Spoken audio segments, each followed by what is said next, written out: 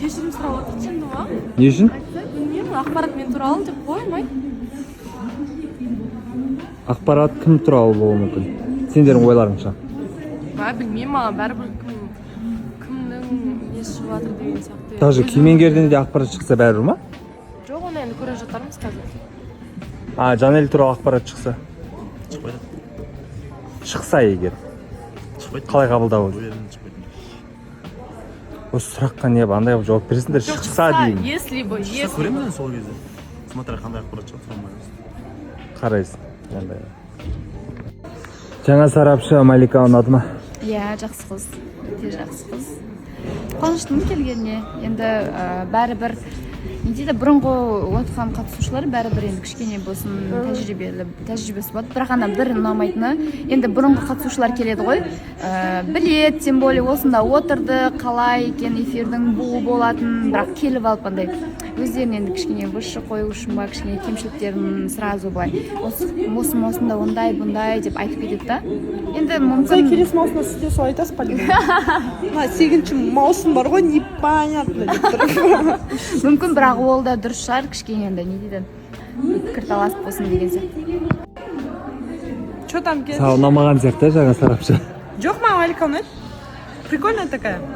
Білмеймін, бағана Батыр екеуің кәдімгідей қарсы шығып отырыңдар ғой. Жоқ, Батыр қарсы шығып отыр. Батыр бүгін бәріне что-то сөйлеп отыр, непонятно настроениеде отыр. Может, ақпарат ол туралы мен білмейтін көп нәрсе бар шығар. Егер ол туралы ақпарат ашылса? Ол туралы ақпарат шығатын болса, сайын бар. Жаңа сарапшы. Ол жайлы толық ақпарат білмеймін негізі. Былай қарап тұрсаң, қайтпайтын адам ғой негізі шынына келген кезде. Өзінің бір сөзі бар, өзінің бір мінезі бар, бір қайсар қыз ғой негізі сөзіне қарасаң. Бір аптаның ішінде теңін табады деген ойдам. Қойш? Тауып кететін сияқты. Вроде бізді, в общем, сөзімен бір орнына қойып тастайтын адам сияқты негізі шынына келген кезде. Өзінің сөзі бар, өзінің бір жақсы бір керемет мінезі бар да, сондай.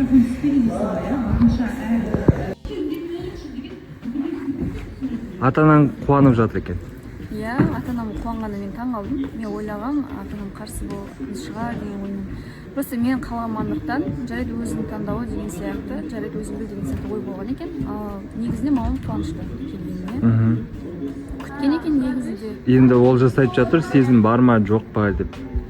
Менде өзімде әлі түсініксіз, менде сезім бар деп айта алмаймын. Бірақ та басқа жағынан тануға, олжасы тануға.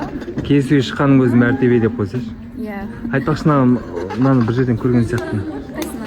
Үстіндегі пиджак. Иә, ол менікі ғой. Саған келген кезде. Бүйтіп. Так, бұл жер жұмсақ орын деп. Деп өзің қазір енді. Деп өзім қазір өзім күшті олжым ғой, жұмсақ орынға лайықты олжым ғой. Точно. Мүмкін. Жаңа сарапшы Малика. Өте қуаныштымын Маликаны көргеніме. 6-ші маусымда да тоже сарапшы болып келген. Ол кезде енді Маликаны екеуміз бір-бірімізді қатты танымаймыз. Ол кезде мен Малика ренжітіп қалған болатын. Иә. Қатты сөздер айтып ше. Жалпы. Содан кейін қолдап жатсың ба? Жалпы негізі Малика өте жақсы қыз ғой. Аузын ашса жүрегі көрінеді. Мақтап жүрген жоқсың ба, қатты болды. Кейін қолдай ма деген ғой, ақпарат шығып кетсе. Ақпарат бар ма несінде? Ақпарат жоқ менде. Точно? Енді барбір кішігірім ақпараттар.